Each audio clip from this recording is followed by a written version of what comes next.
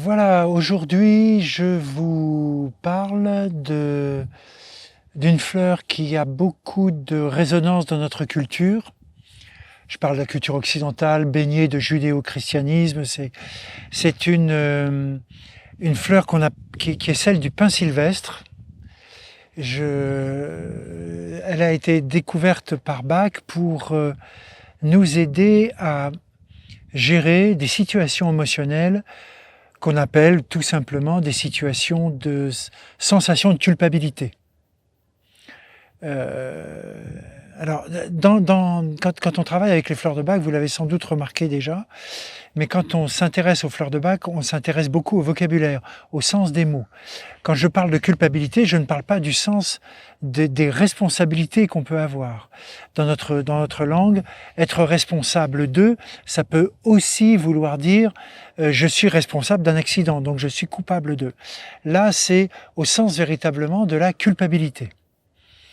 Donc, ça traduit des situations qui vont, par exemple, se correspondre à « je n'ai pas assez bien fait ça » ou « j'ai fait ça et je m'en veux, je n'aurais pas dû » ou bien j'ai manqué à mes responsabilités, par exemple, je n'ai pas été à la hauteur, je n'ai pas été capable d'eux, etc., etc., etc. C'est quelque chose d'extrêmement envahissant dans notre culture. On peut même, alors c'est ce que souligne Édouard Bach, on peut même se sentir coupable pour quelqu'un.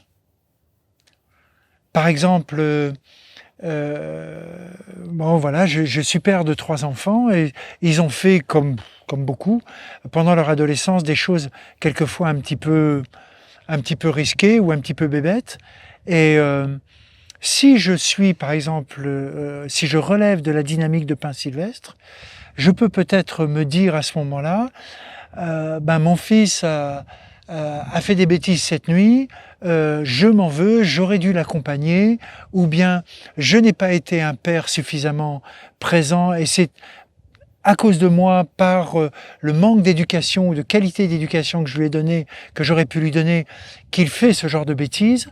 Donc, Édouard Bach nous dit le pin sylvestre, ça correspond aussi à cette sensation qu'on a d'être coupable ou fautif à la place de l'autre. C'est comme si en fait on essayait de, c'est comme si on enlevait à l'autre la dimension qui est celle de sa propre responsabilité dans ses actes, en s'accusant nous-mêmes d'eux.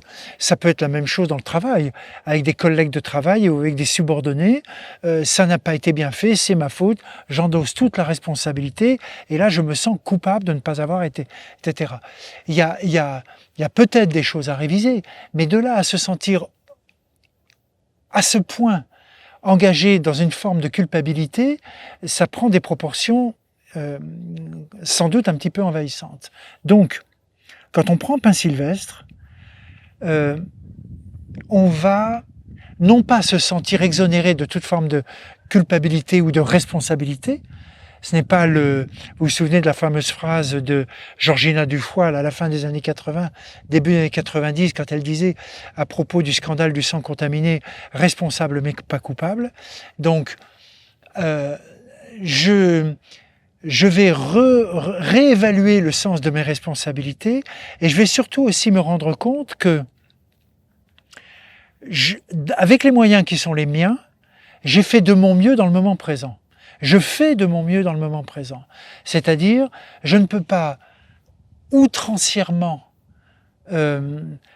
chercher à une responsabilité, la petite bête dans le jeu de mes responsabilités et de mes culpabilités. J'ai besoin aussi de me rendre compte que, bien, aujourd'hui, avec les moyens qui sont les miens, je ne peux pas faire mieux. Demain, ce sera peut-être différent, après-demain, encore autre chose. Mais aujourd'hui, je ne peux pas faire mieux. Et c'est ce que Bach appelle avoir le sens de l'humilité.